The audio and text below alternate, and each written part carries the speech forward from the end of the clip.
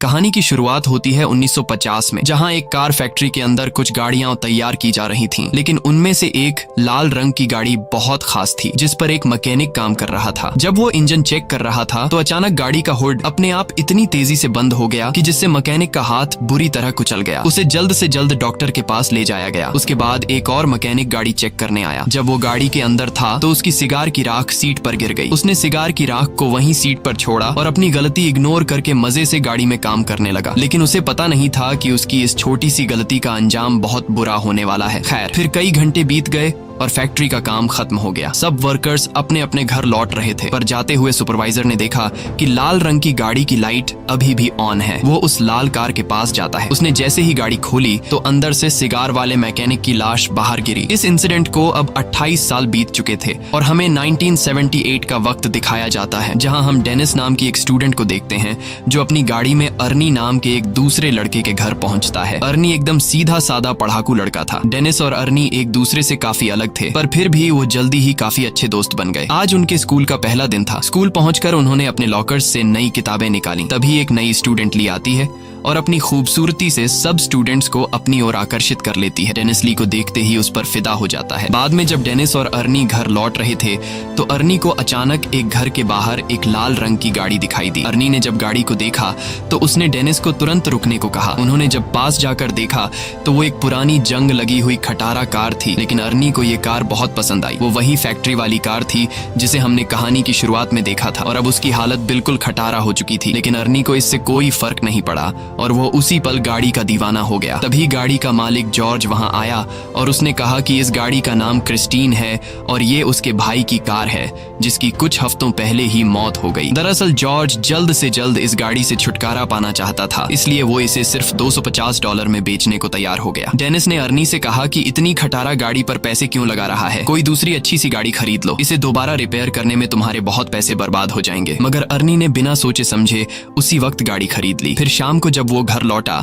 तो उसके माँ बाप ने उसे गाड़ी खरीदने के बारे में पूछा, जिस पर अर्नी की माँ बहुत गुस्सा हो गई। उसने अर्नी को डांटा और कहा कि जल्दी से इस कार को उसके मालिक के पास वापस कराओ। लेकिन अर्नी ने उनकी एक नहीं सुनी, क्योंकि उसने गाड़ी अपने जमा किए हुए पैसों से खरीदी थी। लेकिन अर्नी की माँ बहुत सख्त थी। उसकी माँ कहने लगी कि ये गाड़ी इस घर में नहीं रहेगी। जिसके बाद अर्नी डेनिस के साथ गाड़ी को लेकर एक गैराज में पहुंचा। वहां वो गैराज के मालिक से मिले, जो एक नंबर का खड़ूस इंसान था। वो उस गाड़ी को गैराज में नहीं खड़ा करने दे रहा था, लेकिन अर्नी बहुत ही शराफत से बार बार उससे रिक्वेस्ट करता है कि प्लीज इस गाड़ी को गैराज में खड़ा कर दो। जिसके बाद गैराज का मालिक मान जाता है और अर्नी को वहां अपनी गाड़ी रखने की इजाजत दे देता है। रास्ते में डेनिस ने अर्नी से पूछा कि उसने क्रिस्टीन जैसी घटिया और खटारा गाड़ी क्यों खरीदी। इस पर अर्नी ने कहा कि उसने ये गाड़ी नहीं चुनी, बल्कि इस गाड़ी ने उसे चुना है। अगले दिन स्कूल में डेनिस लंच के दौरान अर्नी का इंतजार कर रहा था। काफी देर तक जब अर्नी नहीं आया तो वो उसे ढूंढने निकला। तब उसने देखा कि बड़ी नाम का एक बदमाश लड़का अर्नी को परेशान कर रहा था और उसका लंच बॉक्स लेकर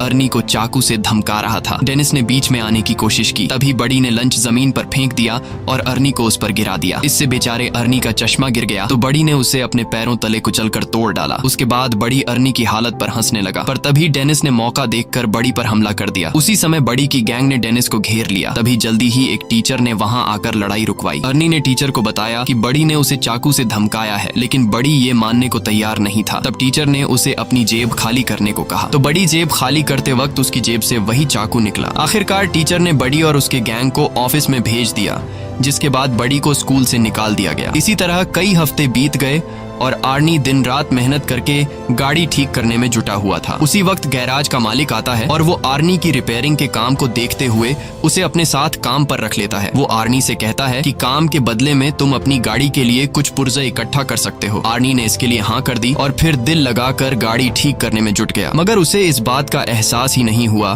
कि गाड़ी को ठीक करते करते उसे क्रिस्टीन से हद से ज्यादा लगाव हो गया है। अगले दिन स्कूल में कुछ दोस्त नई लड़की ली के बारे में बात करते हैं और डेनिस को चैलेंज करते हैं कि वो लाइब्रेरी में जाकर ली से बात करके दिखाए। वो अपने दोस्तों के चैलेंज को एक्सेप्ट करते हुए ली के पास पहुंच जाता है, लेकिन बातचीत करने से पहले ही ली डेनिस से कहती है कि उसके पास पहले से ही एक बॉयफ्रेंड है। डेनिस को ये बात बहुत बुरी लगती है और दोस्तों के सामने शर्मिंदा होकर टेबल छोड़ देता है। फिर शाम को डेनिस आर्नी से मिलने गया, क्योंकि वो काफी दिन से मिले नहीं थे। लेकिन उसने देखा कि आर्नी पहले से बहुत ज्यादा बदल चुका था। वो बिना चश्मे के स्टाइलिश कपड़े पहनकर एकदम हीरो टाइप लग रहा था। वो ज्यादा देर डेनिस से बात करने के लिए भी नहीं रुका रुका और गैराज में काम करने चला गया। उसकी माँ ने उसे रोकने की कोशिश की, लेकिन आर्नी उन्हें इग्नोर करके चला गया। आर्नी की माँ ने डेनिस से कहा कि वो आर्नी और उसकी नई गाड़ी की वजह से बहुत परेशान है, क्योंकि उन्हें पता चला था कि गाड़ी के पिछले मालिक की गाड़ी के अंदर ही दम घुटने से मौत हो गई थी। ये सुनकर डेनिस जॉर्ज से मिलने पहुंचा तो जॉर्ज ने उसे अपने भाई की कहानी सुनाई। उसने बताया कि जब उसके भाई ने क्रिस्टीन को खरीदा था तो वो पूरी तरह उसका दीवाना हो गया था। उसी गाड़ी में उसकी पत्नी और बेटी ने भी अपनी जान गंवाई थी और फिर उसके भाई की मौत के बाद ये गाड़ी न जाने कैसे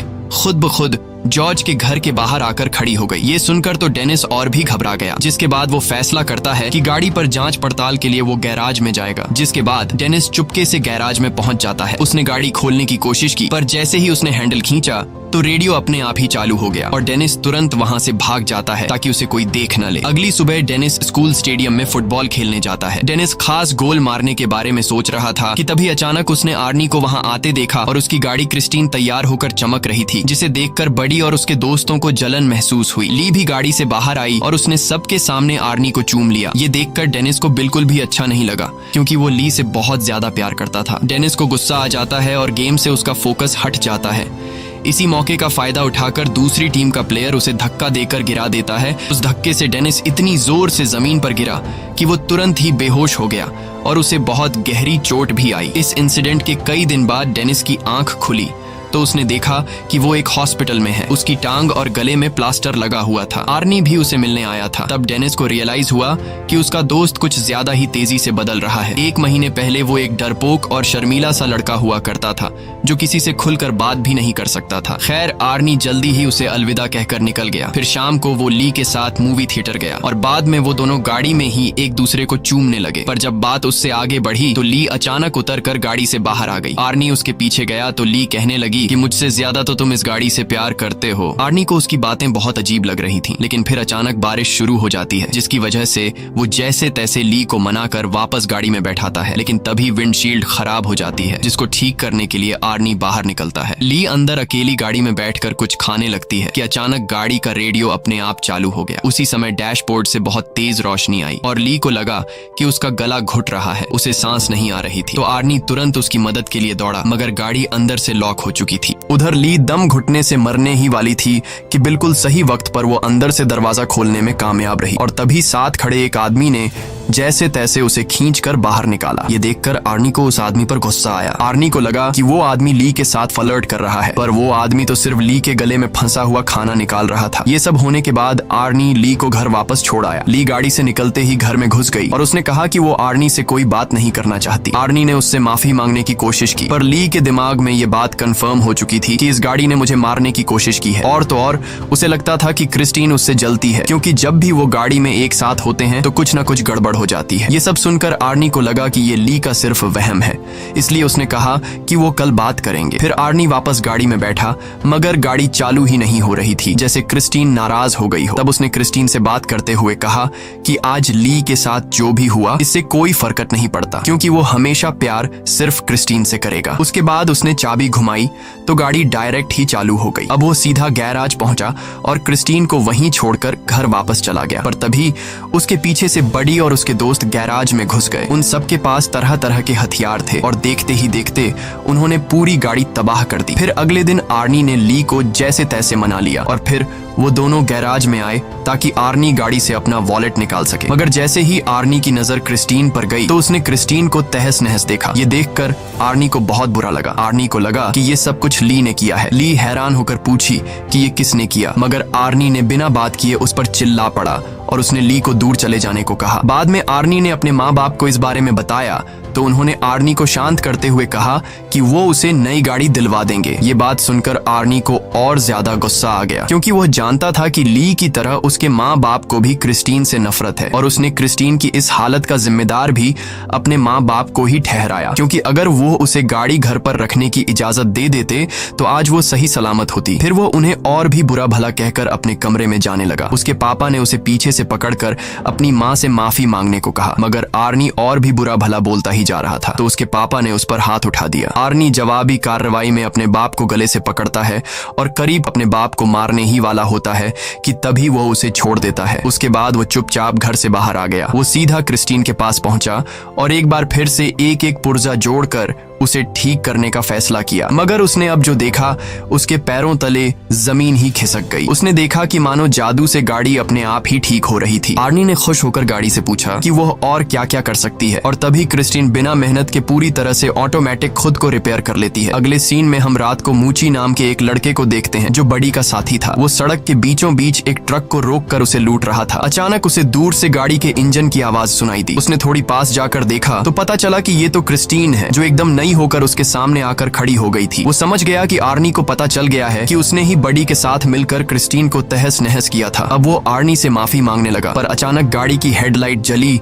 और वह तेजी से मूची की ओर बढ़ने लगी। मूची उसी पल अपनी जान बचाकर भागा और सड़क के साथ मौजूद गली में छुप गया। उसे लगा कि अब तो गाड़ी उसका पीछा छोड़ देगी, मगर जल्द ही क्रिस्टीन दोबारा से उसके पीछे पड़ गई। अब मूची भागकर एक पुराने वेयरहाउस में घुस गया, लेकिन क्रिस्टीन ने उसका पीछा नहीं छोड़ा। आखिरकार मूची एक जगह फंस गया जहां से भागने का कोई रास्ता नहीं था। क्रिस्टीन ने उसे घेर लिया। मूची ने अपना चाकू निकालकर आर्नी को धमकी दी, पर क्रिस्टीन जबरदस्ती अंदर घुस गई और मूची को बेरहमी से कुचल दिया। फिर अगली सुबह आर्नी डेनिस से मिलने गया और उसे मूची की मौत के बारे में बताया। ये सुनकर डेनिस को बहुत हैरानी हुई। उसे ये भी समझ नहीं आ रहा था कि अगर क्रिस्टीन पूरी तरह तबाह हो गई थी तो वो अपने आप ठीक कैसे हो गई। मगर आर्नी ने कोई जवाब नहीं दिया और चुपचाप चला गया। बाहर जाते वक्त आर्नी से डिटेक्टिव जंकिंस मिलने आया और भरोसा दिलाया कि वो क्रिस्टीन पर हमला करने वाले गुंडों को ढूंढ रहा है और साथ ही मूची के कत्ल का केस भी वो ही हैंडल कर रहा है। आर्नी ने कहा कि वो मूची की मौत के बारे में कुछ नहीं जानता, लेकिन वो इस खबर से बहुत खुश है। ये सुनकर डिटेक्टिव को आर्नी पर शक हो गया। उसने आर्नी को बताया कि उसकी गर्लफ्रेंड ने ये गवाही दी है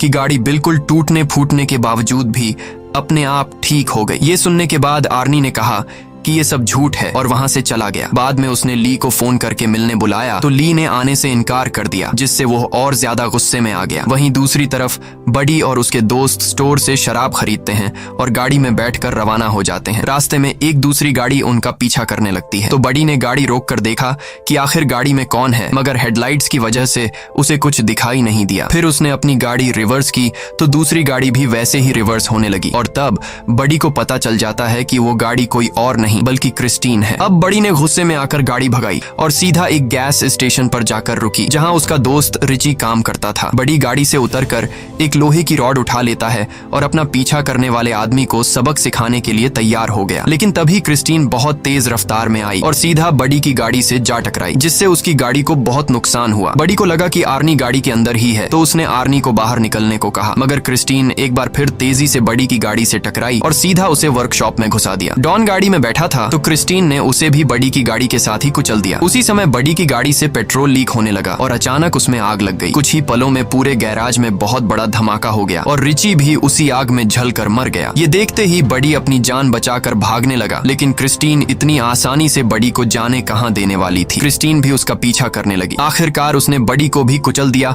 और वो वहीं जलकर राख हो गया। कुछ घंटे बाद गैराज के मालिक को किसी गाड़ी के आने की आवाज सुनाई दी। उसने देखा कि क्रिस्टीन धुएं से लिपटी हुई थी। उसे काफी हैरानी हुई क्योंकि आर्नी तो कोई दूसरी गाड़ी ठीक करने गया हुआ था। अब वो अपनी बंदूक लेकर देखने गया कि क्रिस्टीन के अंदर आखिर बैठा कौन है। उसने दरवाजा खोलने की कोशिश की, पर वो बहुत ज्यादा गर्म थी और इसीलिए उसने कपड़े की मदद से दरवाजा खोला। जब उसने अंदर देखा तो पता चला कि गाड़ी के अंदर तो कोई भी नहीं है। वो परेशान हो गया कि आखिर इस गाड़ी को चला कौन रहा था। उसे कुछ भी समझ नहीं आया और वो खुद गाड़ी में बैठ गया। लेकिन ये उसकी जिंदगी की सबसे बड़ी गलती थी और अब उसे इस गलती का नुकसान भुगतना होगा, क्योंकि क्रिस्टीन आज कोई गवाह जिंदा नहीं छोड़ने वाली थी। अचानक गाड़ी का दरवाजा खुद ब खुद अंदर से बंद हो गया और फिर क्रिस्टीन सीट को डैशबोर्ड की तरफ धकेलकर उस गैराज के मालिक को मार देती है। फिर अगली सुबह जब आर्नी गैराज पहुंचा तो उसने देखा कि वहां कई सारी पुलिस कार्स मौजूद थीं। वो वहां डिटेक्टिव जंकिन से मिला तो पता चला कि क्रिस्टीन में गैराज के मालिक की लाश मिली है। इस पर आर्नी कहने लगा कि वो नहीं जानता ये सब कैसे हुआ, मगर उसका दिल जानता था कि इसके पीछे क्रिस्टीन का ही हाथ है, क्योंकि वो एक बार फिर से चमचमाती हुई अपनी जगह पर खड़ी थी। दूसरी तरफ डेनिस हॉस्पिटल से घर लौटा तो ली ने उसे फोन करके कहा कि वह उससे मिलना चाहती है। ली डेनिस के पास आती है और डेनिस से कहती है कि क्रिस्टीन ने आर्नी को अपने वश में कर लिया है और अब वो क्रिस्टीन की दीवानगी में पागल होकर अजीब तरह की हरकतें कर रहा है। डेनिस ने कहा कि उसे यकीन है कि आर्नी खुद से कोई गलत काम नहीं कर सकता, लेकिन अगर क्रिस्टीन ने उसके दिमाग पर कब्जा कर लिया है तो क्रिस्टीन को खत्म करना बहुत जरूरी है। उसके बाद ली अपने घर लौट गई और कुछ ही टाइम बाद आर्नी क्रिस्टीन में बैठकर डेनिस के यहाँ आ पहुंचा। उसने डेनिस को ड्राइव पर चलने को कहा तो डेनिस ड्राइव पर जाने के लिए तैयार हुआ। गाड़ी चलाते वक्त आर्नी एक बार फिर से बहुत अजीब बर्ताव कर रहा था। अचानक वो बहुत तेज रफ्तार में गाड़ी चलाने लगा और फिर उसने स्टीयरिंग व्हील भी छोड़ दिया। ये देखकर डेनिस काफी ज्यादा घबरा गया और उसने कहा कि क्रिस्टीन उसकी कंट्रोल में नहीं है, जल्दी से स्टीयरिंग व्हील पकड़ो नहीं तो हम दोनों मारे जाएंगे। पर आर्नी ने अजीबो गरीब तरीके से कहा कि उसके और क्रिस्टीन के बीच में कोई नहीं आ सकता। उसे क्रिस्टीन पर पूरा भरोसा है और अपना पॉइंट प्रूव करने के लिए आर्नी कार को फुल स्पीड में दूसरी लेन में घुसा देता है। सामने से आ रही गाड़ी से उनकी टक्कर होते होते बचती है। अपने दोस्त को पागलपन की कगार पर देखकर अब वो खुद कुछ करने का फैसला करता है। अगले दिन डेनिस ने क्रिस्टीन के बोनट पर एक नोट लिखा जिसमें वो आर्नी से कहता है कि वो शाम को गैराज में मिले। शाम को डेनिस और ली वर्कशॉप में उसका इंतजार कर रहे थे लेकिन आर्नी नहीं आया, तो वो दोनों पास खड़े बुलडोजर में बैठकर उसे वर्कशॉप के अंदर ले आए। उन्होंने प्लान बनाया कि ली ऑफिस में रहेगी और आर्नी के वहां आते ही गेट को बंद कर लेगी और उसी मौके का फायदा उठाकर डेनिस बुलडोजर से क्रिस्टीन को तबाह कर देगा। जल्द ही प्लान के मुताबिक ली ऑफिस में जाने लगी लेकिन वो ये नहीं जानते थे कि क्रिस्टीन पहले से वर्कशॉप में ही पर्दे के पीछे छिपी हुई है। फिर गाड़ी ने अपनी हेडलाइट्स उनकी ओर की और ली को कुचलने के लिए आगे बढ़ी। ली ने जैसे तैसे हवा में लटके हुए एक टायर को पकड़कर अपनी जान बचाई लेकिन क्रिस्टीन ने भी हार नहीं मानी और दोबारा उस पर अटैक करने के लिए आगे बढ़ी। तभी डेनिस बुलडोजर का पंजा उसके सामने ले आया ताकि ली को क्रिस्टीन टक्कर न मार सके। उसके बाद क्रिस्टीन पीछे हटकर वर्कशॉप के दूसरे किनारे पर चली जाती है जबकि डेनिस बुलडोजर को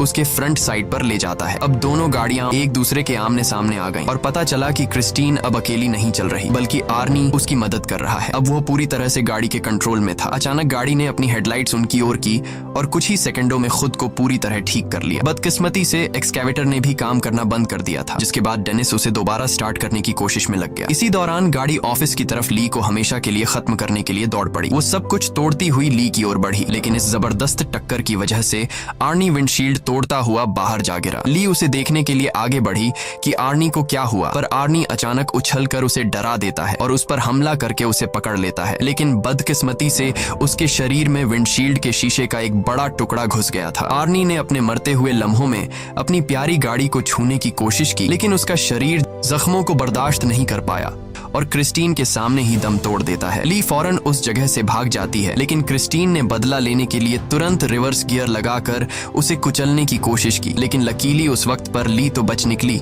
और गाड़ी एक पिलर से टकराकर उसमें अटक गई। उधर डेनिस इस मौके का फायदा उठाते हुए क्रिस्टीन की तरफ बढ़ने लगा। उसने गाड़ी में जबरदस्त टक्कर दे मारी लेकिन गाड़ी अब भी उसका सामना करते हुए बचने की कोशिश कर रही थी। क्रिस्टीन दोबारा से ली की तरफ बढ़ी लेकिन डेनिस ने एक्सकैवेटर के पंजे से उसे पीछे से कुचल दिया। इस हमले से उस गाड़ी की ताकत थोड़ी कम हो गई। ली जल्दी से एक्सकैवेटर में डेनिस के पास पहुंची लेकिन उधर क्रिस्टीन फिर से एक्टिव होकर खुद को ठीक करने में लग गई थी। मगर इस बुरी शक्ति को हमेशा हमेशा खत्म करने के लिए डेनिस ने बुलडोजर स्टार्ट करके क्रिस्टीन के ऊपर चढ़कर उसे पूरी तरह कुचल दिया। वो अभी भी बचने की कोशिश कर रही थी लेकिन इस बार वो पूरी तरह तबाह हो गई। उनकी ये लड़ाई आखिरकार खत्म हो गई और अगले दिन डेनिस और ली जंक यार्ड में डिटेक्टिव जंकिंस से मिले। वहां उन्होंने देखा कि क्रिस्टीन पूरी तरह से कबाड़ में बदल चुकी थी। आखिर में तीनों वहां से चले गए लेकिन तभी हमने देखा कि क्रिस्टीन का एक छोटा सा टुकड़ा अपने आप हिलने लगा जिससे पक्का हो गया कि वो शैतानी गाड़ी अभी भी जिंदा थी और इसी के साथ कहानी खत्म हो जाती है। अगर वीडियो आपको अच्छी लगी हो